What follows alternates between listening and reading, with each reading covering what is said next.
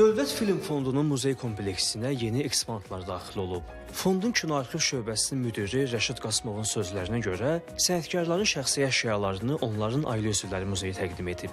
Son bir neçə ay ərzində bir sıra tanınmış kinematoqrafçılarımızın ailələri tərəfindən şəxsi arxivləri Dövlət Film Fonduna təhvil verilib. Azərbaycanın animasiya və kino rəssamı Arif Məhərrəmovun şəxsi arxivi və onun şəxsi əşyaları onun qardaşı tərəfindən Dövlət Film Fonduna təhvil verilibdir. Eyni zamanda Azərbaycanın sənədli kino salnaməsinin yaradılmasında böyük xidmətləri olmuş Vladimir Zubutskinin nəvələri tərəfindən onun və bu gördüyünüz şəxsi əşyaları Dövlət Film Fonduna təqdim olunubdur. Klassik Azərbaycan kinosunun inkişafında müstəsna xidmətləri olan böyük rejissorumuz Eldar Quliyevin ailəsi tərəfindən onun şəxsi əşyaları Azərbaycan Dövlət Film Fonduna təqdim olunub və hal-hazırda bizim muzeyin ekspozisiyasında nümayiş olunur və çox böyük maraqla qarşılanır.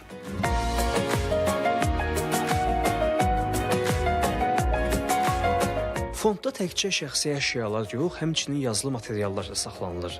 Bu şəxsi arxivlər içərisində elə arxiv materialları var ki, onlar həm tədqiqat işlərində, həm bizim böyük sənətkarlarımızın həyat və fəaliyyətinin, yaradıcılığının öyrənilməsində çox böyük əhəmiyyət daşıyır. Gördüyünüz bu Leyla Bədirbəylinin özünün şəxsi əl yazmalarından olduğu kiçik kitabçalarıdır və o burada hansısa bir filmdən və yaxud tamaşadanmı özünün rollarının sözlərini yazıb.